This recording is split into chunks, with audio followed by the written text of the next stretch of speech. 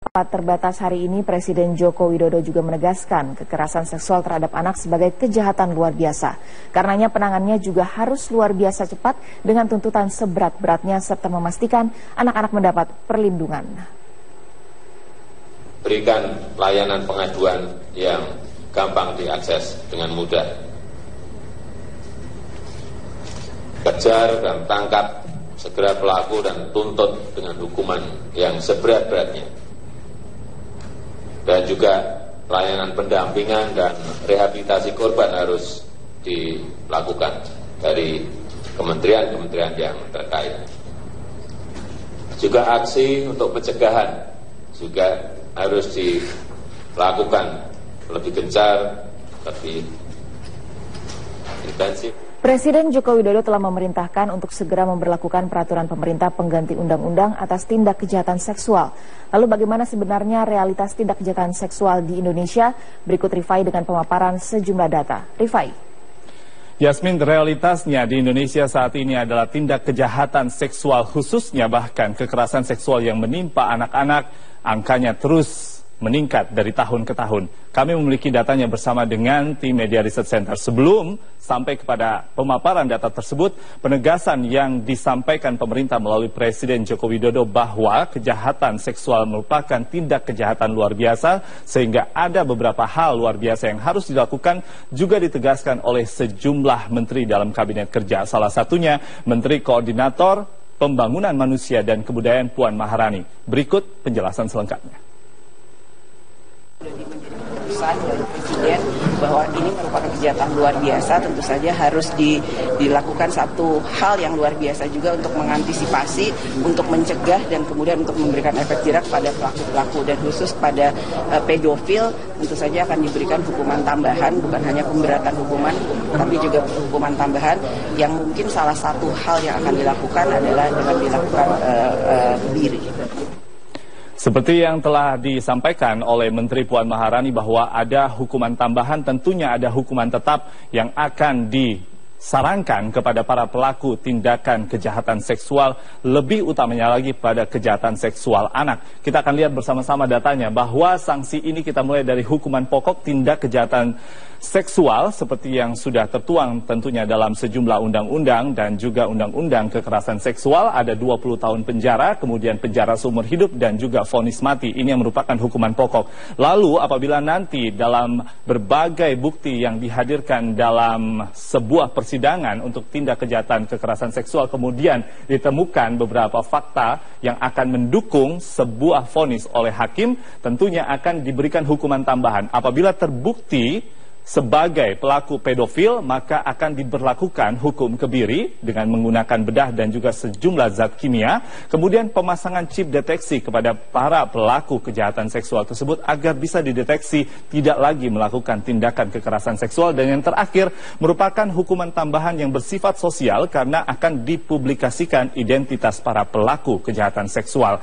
Kita lihat berikutnya, ini adalah sebuah data yang sangat menarik karena kami akan hadirkan kekerasan seksual dalam data angka. Kita lihat dari tahun 2011, 2012, 2013, 2014 hingga 2015 sudah ada total yang dihadirkan oleh Komnas Perlindungan Anak bahwa angkanya kita bisa lihat mencapai lebih dari 2.000-an tindak kejahatan atau kekerasan seksual, dan untuk khusus kekerasan seksual terhadap anak di setiap tahunnya lebih dari 50% dan angkanya terus naik hingga tahun 2016 ini. Trennya juga sudah kita ketahui dalam beberapa pekan terakhir, belasan kasus kekerasan seksual khususnya kepada anak terus terjadi. Indonesia tentunya harus waspada, Yasmin dan juga pemirsa, karena ada data terakhir yang kami ingin tambahkan dalam informasi grafis malam hari ini bahwa Indonesia jangan sampai menjadi 10 negara terbesar atau tertinggi nilai kekerasan seksualnya, khusus dari angka yang dihadirkan oleh Perserikatan Bangsa-Bangsa yang menyebutkan seperti Inggris. Pencabulan dari 5% total jumlah anak-anak yang di Inggris pernah mengalami pencabulan atau tindak kekerasan seksual. Lalu Afrika Selatan bahkan setiap 3 menit ada kasus perkosaan terhadap anak. Kemudian kita beralih ke India, Ada lebih dari 48.000 kasus anak-anak dalam 10 tahun terakhir diperkosa. Lalu yang terakhir di Amerika Serikat, 16% rata-rata remaja usia 15 hingga 17 tahun di Amerika Serikat mengaku telah diperkosa. Sekali lagi, Indonesia harus waspada karena kekerasan seksual menjadi tindak kejahatan luar biasa. Yasmin. Baik, terima kasih Rifai Pamone atas pemaparannya. Dan pemirsa, Metro Malam masih akan kembali lagi dengan berbagai informasi terkini lain. Pemerintah memutuskan untuk menerbitkan peraturan pengganti undang-undang atau Perpu tentang kejahatan seksual. Pelaku kejahatan seksual akan dikenakan hukuman maksimal dan juga hukuman tambahan berupa kebiri. Draft Perpu ini akan diterbitkan sebelum 17 Mei mendatang. Keputusan menerbitkan Perpu kejahatan seksual diambil pemerintah setelah menggelar rapat terbatas yang dipimpin Presiden Jokowi dan dihadiri Menteri Kabinet Kerja. Pemerintah sengaja menerbitkan Perpu agar prosesnya lebih cepat ketimbang mengajukan rancangan undang-undang. Perpu kejahatan seksual berisi pemberian hukuman maksimal dan hukuman tambahan kepada pelaku kejahatan seksual. Hal yang akan masuk dalam Perpu tersebut adalah pemberatan hukuman, di mana nanti akan ada salah satu halnya berkaitan dengan pemberian hukuman pokok, yaitu bisa menjadi hukuman maksimal sampai 20 tahun. Kemudian akan ada hukuman tambahan yang mungkin dilakukan kebiri, juga mungkin akan diberikan chip kepada pelaku tersebut untuk bisa dideteksi atau dipantau. Kemudian ada juga publikasi identitas, juga pemberian hukuman sosial, di mana hal-hal itu merupakan satu keputusan atau komitmen dari Presiden. Menteri Hukum dan HAM Yasona Lauli memastikan keputusan hukuman tambahan bagi pelaku kejahatan seksual akan diserahkan kepada hakim. Pemerintah menargetkan Perpu kejahatan seksual dibahas pada masa sidang DPR mendatang. Kan begini, kan ada hukuman pokok, ada hukuman tambahan. Hakimlah yang melihat perlu ke hukuman tambahan ini. Tidak wajib. Tapi kalau hakim melihat, oh ini anak ini orang ini pedofil, potensial pedofil, ya udah kasih hukuman tambahan. Desakan penerbitan Perpu kejahatan seksual sebenarnya sudah lama disuarakan masyarakat. Namun pemerintah baru bereaksi setelah kasus pemerkosaan dan pembunuhan menimpa Yeye, siswi SMP berusia 15 tahun di Bengkulu. Tim Liputan, Metro TV. Selamat siang, inilah headline news pukul 12 waktu Indonesia Barat. Saya Aden Mulia. Pemirsa, Presiden Joko Widodo mengingatkan kepala daerah untuk merealisasikan APBD menjadi program yang dirasakan oleh masyarakat. Jokowi mengancam akan membuka daerah mana yang lalai terhadap kewajibannya. Dalam pidatonya di acara penutupan Musrembangnas 2016, Presiden Joko Widodo menyatakan dengan tegas agar kepala daerah segera membelanjakan APBD untuk program yang bisa langsung dirasakan oleh masyarakat. Dana yang nilainya sangat besar tersebut hendaknya dibelanjakan untuk hal-hal yang produktif, seperti pembangunan infrastruktur, bukan untuk biaya perjalanan dinas pejabat. Menurut Jokowi, kesalahan-kesalahan yang lama tersebut hendaknya sudah harus diminimalisir oleh kepala daerah. Kepala daerah harus memikirkan bagaimana dana di APBD dapat menghasilkan belanja modal yang produktif dan berdampak kepada pertumbuhan daerahnya. Setiap daerah juga harus memiliki program yang jelas dan memiliki kekhususan tersendiri.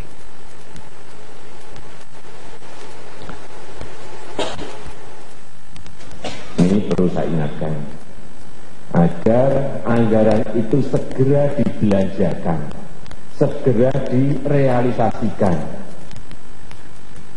Ini uang yang sangat besar sekali, besar sekali. Kita carinya pontang-panting setiap bulan, ditransfer ke daerah, kota, kabupaten, dan provinsi, tetapi di sana justru disimpan, tidak digunakan. Tetapi pada bulan 4 yang lalu saya sudah perintah ke Menteri Keuangan, daerah-daerah yang menyimpan uangnya besar, sudah dirubah. Ada berapa provinsi, berapa kabupaten sudah dirubah ke STN, ke surat utang. Artinya tidak bisa menggunakan uang. Ini karena peringatan tahun yang lalu sudah saya berikan. Uang 220 triliun itu kalau digunakan itu gede sekali. Besar sekali. Menteri Dalam Negeri Cahyokumolo telah melayangkan surat terkait ormas yang dianggap melanggar norma Pancasila. Ormas-ormas tersebut akan ditindak tegas dan ditantang keluar dari NKRI. Cahyokumolo mengakui telah berkoordinasi dengan Kapolri, Jaksa Agung, dan Kepala BIN terkait hal ini. Laporan tentang ormas-ormas yang dinilai telah melanggar aturan tersebut juga telah disampaikan kepada Presiden Joko Widodo. Ormas yang mengancam kedaulatan negara akan dibubarkan hingga terancam hukuman pidana. Saat ini Kejaksaan Agung dan Kepolisian telah memiliki daftar lengkap dan klasifikasi ormas yang melanggar tersebut. Jangan berlindung di toleransi, jangan berlindung di kegiatan-kegiatan kemasyarakatan. Tapi kalau ormas itu secara terbuka sudah menyatakan diri anti Pancasila. Padahal kita ini membuka kesempatan setiap orang berhak untuk membentuk ormas, ya, tetapi harus ingat ini bagian daripada Negara Kesatuan Indonesia, di mana Pancasila menjadi bagian yang harusnya dasar dari seluruh kehidupan berbangsa dan negara. Nah, untuk ketiga kalinya mantan komisaris PT ASG Richard Halim Kusuma memenuhi panggilan pemeriksaan penyidik di gedung KPK. Richard diperiksa sebagai saksi dalam kasus suap pembahasan Raperda Reklamasi Teluk Jakarta. Richard datang di gedung Komisi Pemberantasan Korupsi dengan didampingi pengacaranya memenuhi panggilan penyidik. Pemeriksaan mantan komisaris PT ASG ini terkait pemberian hadiah atau janji atas pembahasan Raperda zonasi pulau-pulau kecil dan Raperda tentang tata ruang kawasan strategis pantai utara Jakarta. Kasus korupsi pembahasan Raperda Reklamasi telah menyeret sejumlah nama berstatus tersangka seperti Muhammad Sanusi, mantan pimpinan Komisi D DPRD Arisman Wijaya, Presiden PT APL, dan Trinanda Prihantoro, asisten pribadi Arisman Wijaya.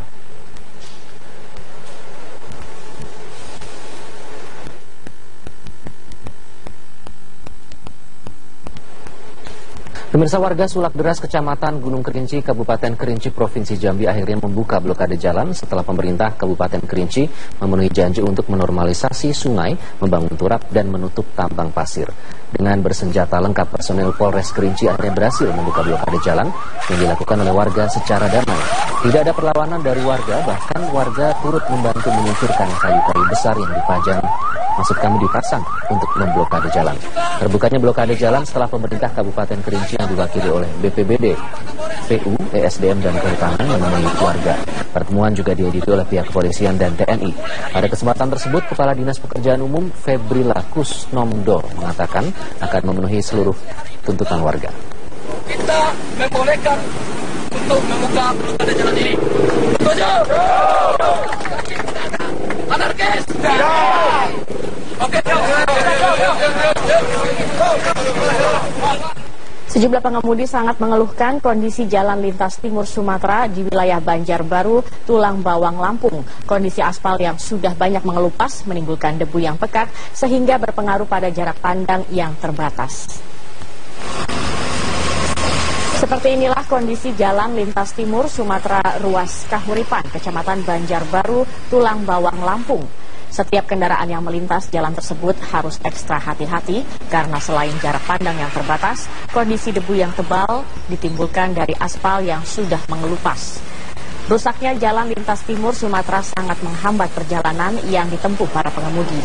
Selain kerap merusak kendaraan, juga sangat membahayakan pengguna jalan.